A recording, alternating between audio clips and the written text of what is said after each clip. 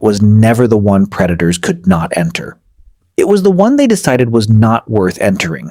There were no steel fences, motion lights, tranquilizer rifles, or cheerful signs asking cave lions to respect quiet hours. Yet ancient humans slept in landscapes shared with hyenas powerful enough to crush bone, leopards capable of dragging bodies into trees, wolves, bears, crocodiles, and several cats that regarded a lone primate as an administrative detail. Somehow, the camp survived the night. The usual answer is fire. Build a large fire, place everyone around it, and predators remain outside the glowing circle like villains blocked by an invisible wall. This is convenient. It is also incomplete. Fire mattered enormously, but flame was not a magical force field. A hungry or habituated predator can approach fire. Wind can weaken it. Rain can murder it. Fuel runs out. Sparks create new problems. And a campfire bright enough to reveal eyes in the darkness also announces the camp to every pair of eyes nearby. Ancient people survived because they did not trust one defense. They built layers. The first layer began hours before sunset, when the group chose where to stop. The second was the camp's shape. Then came fire, smoke, noise, weapons, waste management, human numbers, overlapping sleep, and eventually, in some populations, dogs. None guaranteed safety. Together, they changed the economics of attack. A predator does not need to fear humans in the abstract. It only needs to conclude that this particular group, at this particular moment, offers a worse bargain than something else nearby. That calculation was humanity's first security system. Before imagining the camp, however, remove the word ancient from your mind. It covers an absurd amount of time. A Homo erectus group 1 million years ago did not camp like Upper Paleolithic Homo sapiens 20,000 years ago. Fire use changed. Weapons changed. Shelters changed. Group organization changed. Environments ranged from African savanna to Ice Age steppe. There was no universal prehistoric campsite. There was only the same problem arriving in different bodies. Night. At night, humans become suspiciously edible. Our eyesight performs badly in darkness. We lack claws, armor, exceptional smell, and the ability to sleep in a tree without eventually becoming a gravity demonstration. Large cats often hunt by ambush.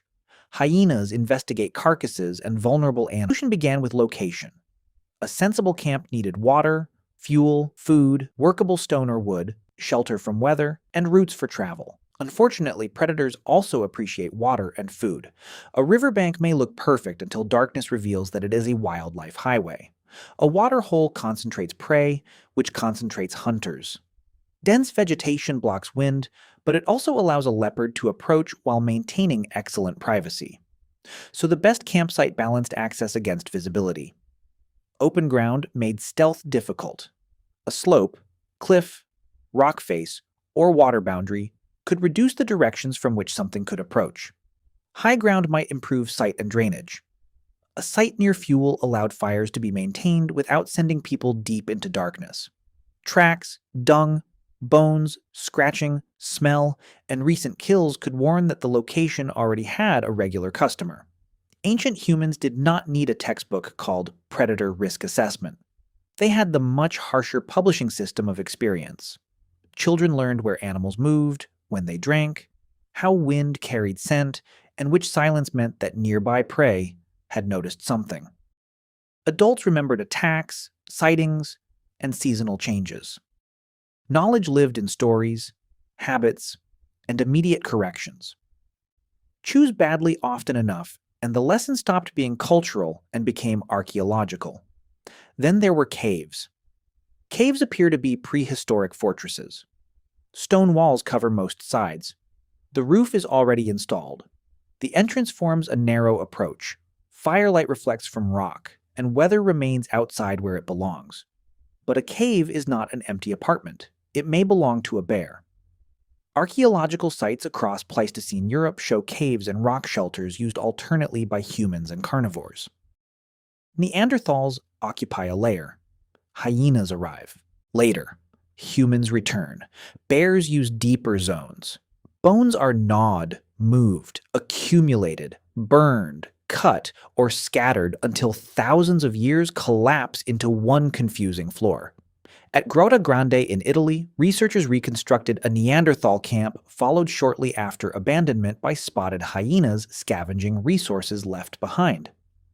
At other sites, spatial analysis separates human activity near an entrance from carnivore accumulation deeper inside. The cave was valuable precisely because everyone agreed it was valuable. Humans did not permanently conquer every shelter they entered.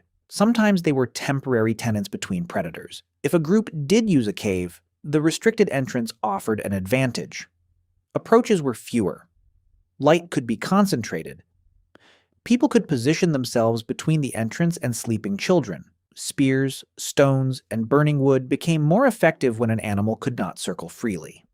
The same narrow entrance also created danger. If a bear came home, there might be no second exit. Smoke could accumulate. Researchers studying hearth placement in caves show that smoke dispersal would have shaped where people could comfortably work and breathe. A perfect defensive corner becomes less perfect when everyone inside is being slowly marinated. For open camps, structures helped even when they were not fortifications. Huts, windbreaks, brush, skins, and arranged sleeping areas created physical and visual obstacles. Direct evidence for Paleolithic predator fences is weak because wood, grass, and thorns decay. Archaeologists cannot confidently point to every ring of post holes and declare it a lion wall. Ethnographic comparisons show what mobile people can build with local material: thorn barriers, brush enclosures, tightly grouped shelters, and controlled entrances. These comparisons do not prove that humans 40,000 years ago copied the exact design. They show that simple barriers are possible without metal and useful without being impenetrable. A thorn fence does not need to defeat a lion in combat. It only needs to make the lion slow down. Noise against branches can wake sleepers. A restricted opening exposes the animal to spears. A barrier interrupts a rush and removes surprise, the predator's most valuable weapon.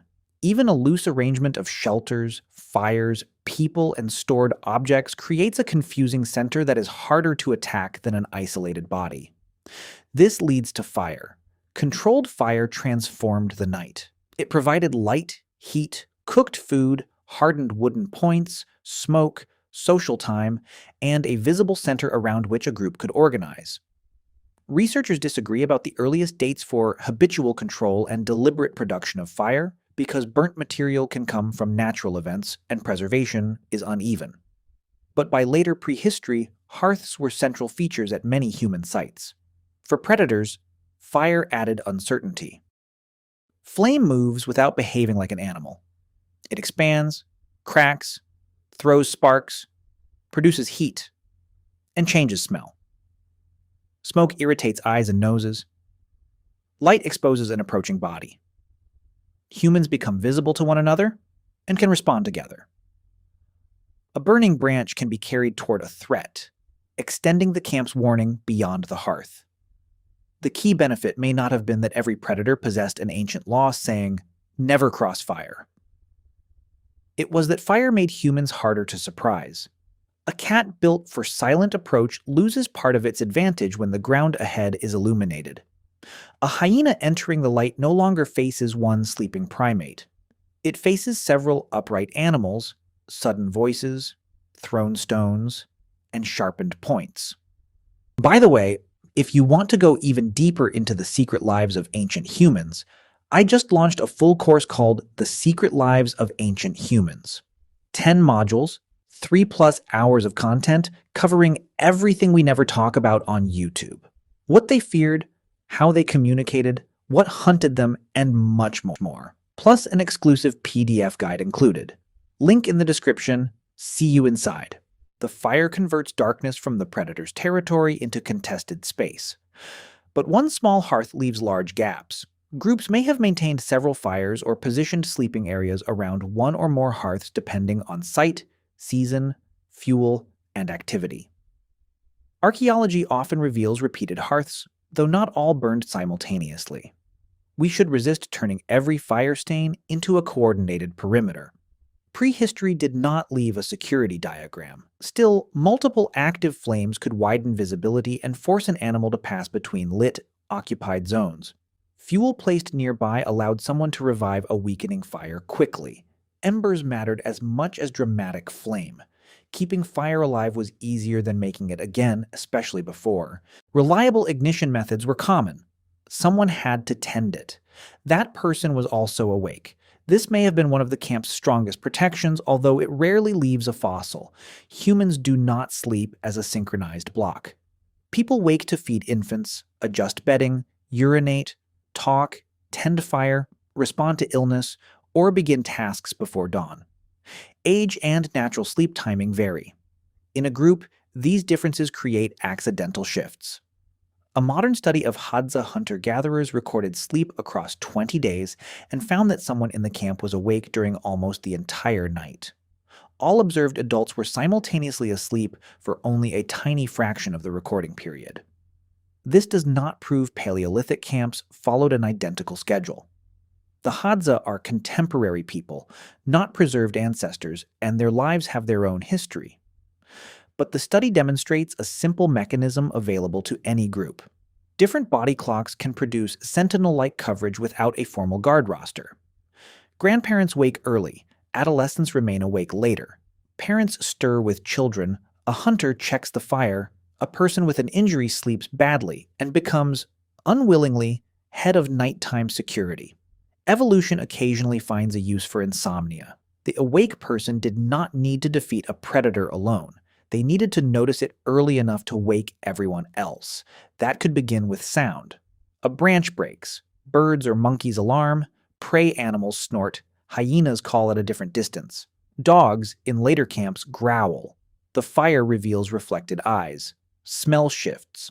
Then a quiet camp becomes loud very quickly. Noise is another underappreciated weapon. Humans shout together. They clap, strike objects, throw stones, wave branches, and suddenly increase apparent size. Many predators depend on selecting vulnerable prey and avoiding injury. A broken jaw, damaged eye, or punctured leg can mean starvation. Even a stronger animal may withdraw when the target stops behaving like prey. This is why the defense was not simply scare it with yelling. The noise worked because it announced a coordinated group capable of following the noise with consequences. Ancient humans had projectiles. Throwing is one of our strangest physical advantages.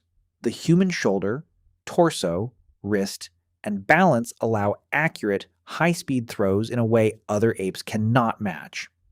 A stone lets a relatively weak animal strike from outside claw range. Several people throwing at once create a zone no predator can enter without being hit from different directions. Then come spears. Wooden thrusting and throwing spears extend the body. Stone points, where used, increase damage and create replaceable edges. A spear does not guarantee victory against a lion or bear. It guarantees that attacking the human may become expensive. This distinction matters. Predators are not tournament fighters seeking the strongest opponent.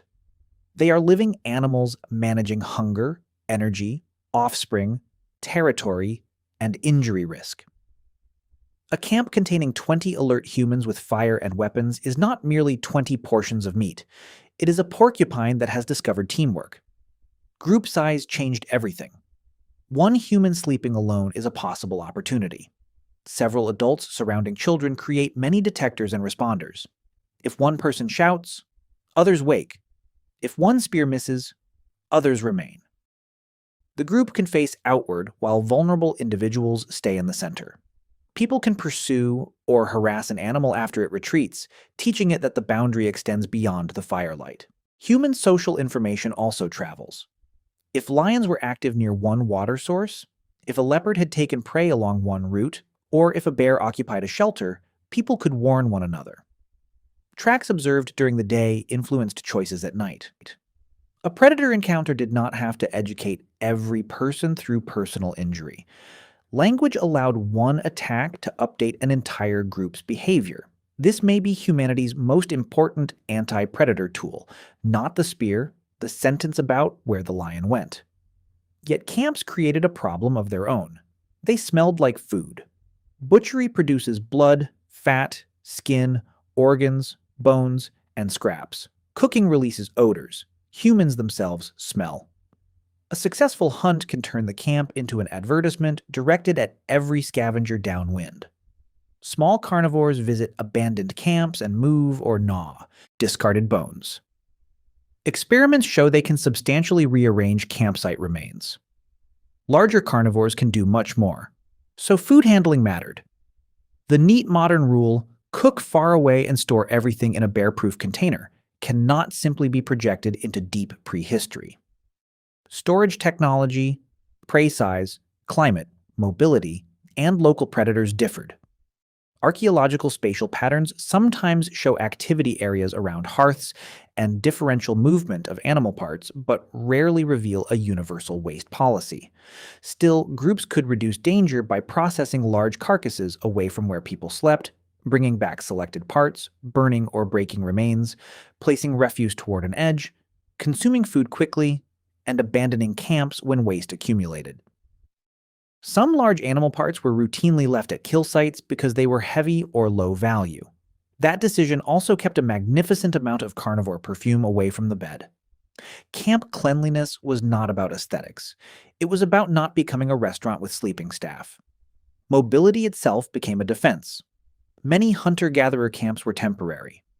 If predators learned the camp's location, waste built up, prey moved, water changed, or threats increased, humans could leave. A fixed fortress resists danger. A mobile camp denies danger a stable target. Predators learn routines. Humans do too. This created a contest of information. A leopard might test the camp edge, hyenas might wait until people departed. Humans recognized tracks, repaired barriers, shifted hearths, altered sleeping positions, or moved entirely. The boundary was not a line drawn once. It was renegotiated every night. Then, late in the story, another set of ears joined the camp. Dogs were the first domesticated animals descending from wolves, but exactly when, where, and how domestication occurred remains debated. Secure ancient dogs appear late in the Pleistocene, while earlier wolf-like remains inspire arguments long enough to require their own campfire. Whatever the precise beginning, a close human-canid relationship offered obvious defensive possibilities. Dogs hear and smell approaching animals before humans do. Barking wakes sleepers. Several dogs can mob, chase, or distract threats. Their presence expands the sensory perimeter beyond firelight. This should not be exaggerated into a universal Stone Age alarm company. Early dogs varied. Not all ancient groups had them. Dogs also consume food, attract competitors, spread disease, reveal camp location, and can be killed by large predators. But even a dog too small to fight a lion can ruin the lion's approach. Detection is protection, and the relationship may have worked in both directions. Camp offered canids scraps and some safety from other predators. Canids offered humans warning, tracking, hunting assistance, warmth, or companionship. Two social predators gradually formed an alliance that made the night less comfortable for everything else. The defenses also changed by ecosystem. In open African landscapes, visibility, fire, group response, and knowledge of lion and hyena behavior mattered. In northern environments, bears and wolves created different risks. Near rivers, crocodiles made the water's edge dangerous, even before night. In forests, dense vegetation shortened warning distance. In the Arctic, polar bears could challenge assumptions that fire or noise would always work. There was no perfect method because predators were not interchangeable. A scavenging hyena investigates differently from an ambushing cat. A bear attracted to food is not making the same calculation as wolves testing a group. A predator accustomed to hunting humans is more dangerous than one encountering them rarely. Season, hunger, disease, age, and whether the animal had young nearby all changed the response. Ancient people therefore relied on behavioral knowledge as much as physical barriers. They learned whether to confront, avoid, retreat, climb, group tightly, surrender food, or leave the area. The wrong response could transform a curious animal into a defensive one. Sometimes every layer failed. Predators killed humans. Human fossils occasionally preserve carnivore tooth marks, and primate remains in archaeological contexts remind us that our ancestors were not always the hunters controlling the scene. Leopards have preyed on hominins. Large carnivores competed with humans for carcasses. And shelters. Children, injured people, isolated adults, and anyone outside the camp edge faced greater risk. The existence of surviving camps should not make prehistory look safe. It reveals selection bias. We descend from the groups whose defenses worked often enough. Even the archaeological record is biased toward places where material survived. Caves preserve bones and hearths well, making them appear central, while countless open-air camps vanished under erosion, vegetation, water, and time. Perishable barriers disappeared. Night watches left no tools.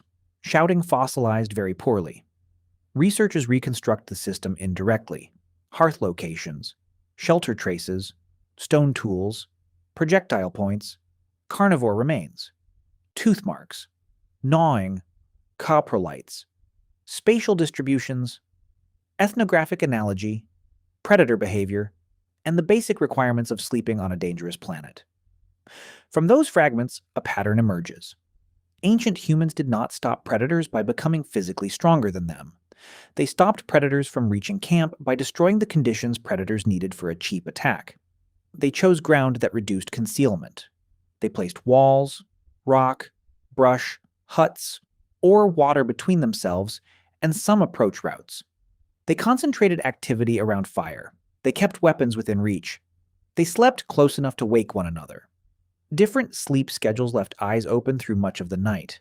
They reacted with noise, light, stones, and spears. They controlled food odors when possible. They moved when the location became too risky. Some eventually added dogs, turning one species' weak senses into another species' assignment. The camp was not a fortress. It was a threat display that lasted until morning. Imagine a lion watching from beyond the light. It smells meat. It may hear a child. But it also sees several fires, upright silhouettes, and movement. One human notices. A voice changes. Others rise immediately. Spears appear. Stones land in the darkness. A burning branch moves toward it. Dogs begin barking. If this is the right place and period, the lion can still attack. That was never the question. The question is whether attacking is worth an injured eye when antelope exist. Most nights the camp only had to make the answer. No. This is the deeper reason humans could sleep on the ground while surrounded by animals physically superior to us. We exported individual vulnerability into collective defense. Fire extended vision, weapons extended reach, language extended experience, group sleep extended awareness, barriers extended reaction time, dogs extended hearing and smell. Every weakness was handed to something else. And because the system was layered, failure did not immediately become death. If darkness hid the predator, sound might reveal it. If nobody heard it, brush might slow it. If the fire weakened, a wakeful person could restore it. If the animal crossed the light, thrown stones and spears remained. If it returned repeatedly, the group could change the site. Modern security engineers call this defense in depth. Ancient humans called it surviving Tuesday. There is a temptation to imagine one genius inventing the first protected camp, placing fire at the entrance, building a thorn wall, assigning guards, and receiving immediate promotion to regional manager of prehistory. Reality was probably slower. Groups observed what worked. Children copied adults. Survivors repeated useful arrangements. Stories preserved dangerous locations and animal behavior. Small improvements accumulated. A better sleeping position, fuel gathered before dusk, refuse moved farther away. An entrance narrowed, a dog tolerated near the hearth because it barked before the hyenas arrived.